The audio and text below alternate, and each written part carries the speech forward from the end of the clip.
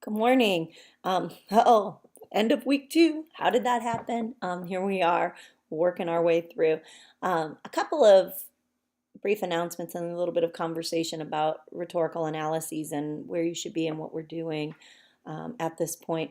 Like you, I'm still kind of fussing my way through the online presentation. So if you ever have questions, I'm really pleased when people email me and say, hey, I'm not seeing this, or something's not working on your computer, or Brightspace is not doing what it's supposed to be doing, whatever it might be.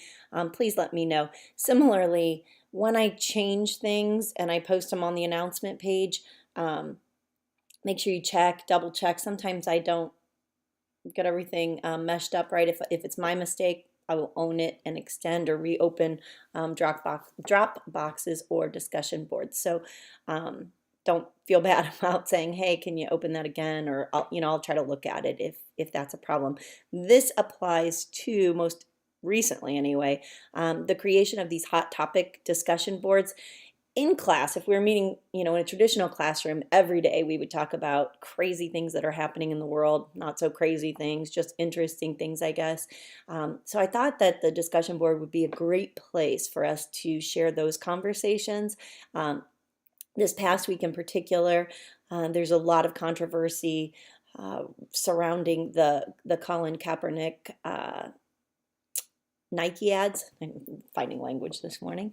And so I thought it would be fantastic to get your feedback on that. I didn't post a link to some of the articles because I'd like for you to do some exploring and discovering of that. I know I find it. I know I turn on the news. I want you guys to start pushing your way through some of those sources. We're going to begin, or we have begun, talking about sources. And obviously, in a researched argument based class, you're going to have to be able to discern among the many sources that are tossed at us all every day. Our access is vast, right? We can grab hold of immediate news. We can have updates. We can get it online. We can get it on our phones. We are ever more connected, but that may come at some cost, and I want you to examine that. I posted for this next week, week 3, a link to a University of Michigan news kind of sorter spectrum. I want you to review that, and just want you to think a little bit about it. And that's going to be the fodder for discussion for next week's posting. Anyway, back to my original train of thought. On those, I think on the initial posting, I said we would try to make those all due by Sunday nights at midnight, but I think I'm going to shift it back and try to make them. I'd like to have the original posting said Friday night by midnight, so we're going to stick to that if we can. If for any reason you haven't had a chance to respond to one of your peers' postings, I will gladly extend the discussion board. It's not a problem to do that, but you'll have to email me and let me know about that. So anyway, so you're going to be talking about the Nike ad. When you make a discussion posting, for the first week, I suppose, of this, I've allowed, shorter commentary and some general statements. I want you to start thinking in terms of full-bodied responses. So not just a sentence or two, or even a paragraph, but maybe a couple of paragraphs where you say, hey, this is what's happening. This is how it links to our freedom, our rights, or how it abuses those freedoms or rights, and then weigh in with your position. Everybody was super polite and very tentative, I think, in their responses, and just spoke to the general controversy, which is also fine.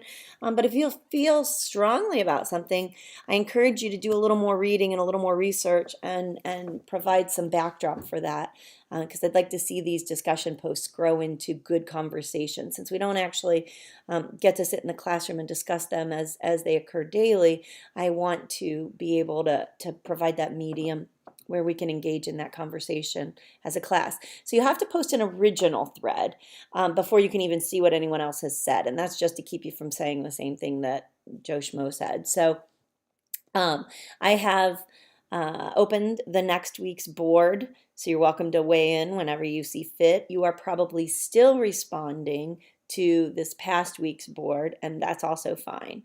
Okay, so those are going to be sort of ongoing conversations in addition to, yippee, the first big paper that's coming up this week. I posted 3 articles for you to read and consider and to respond to also on the discussion board, to choose one and do a very thorough analysis of it, to say, okay, this is what I see the writer doing. Here's some of the key rhetorical strategies being used. Here's where she's appealing to ethos. Here's where she's really developing a logical argument and using language and evidence by way of studies done or personal anecdotes. However it is that you've seen those strategies come into play, that's what you have posted there. From here, we're going to move into a draft of this essay. I need you to go to the rhetorical analysis essay, I think it says essay 1, content module, and read through those materials. The assignment sheet is there. Some reminders for that assignment sheet and structuring the actual essay, some sample rhetorical analyses, some suggestions for integrating outside research, things of that nature. I want you to go on and read those before you write that analysis. Couple of things to keep in mind. Remember, your job is not to agree or disagree with the writer's position, at least not initially. You can do that in the final paragraph or two. You can present your position. But the objective of the essay is for you to say, wow, this writer did a great job offering up his position on this issue, and this is essentially how he did it. And then you're going to examine those strategies. It's you evaluating the argument. So you're writing this analysis of someone else's piece of writing and position on an argument. You're not saying this is absurd and I disagree and he's an idiot. That's not what we're looking for. We're looking for you to say the author presents his position in such a way appealing to the emotions of the reader or providing some sarcasm, satire, whatever it may be. Follow those templates. Take a look at some of those examples. Go back and look at the Writing Commons chapter on rhetorical appeals. This is all going to help you. I posted another link to a video on how to write a rhetorical analysis. All of these tools should help you as you begin breaking that down. The rough draft is due next Wednesday, and I will be reviewing those, and you will be reviewing those. So I will give everybody detailed feedback on what they're doing in those drafts. Prior to submitting the final draft, which will be due. Tentatively, I have it scheduled for that following Monday.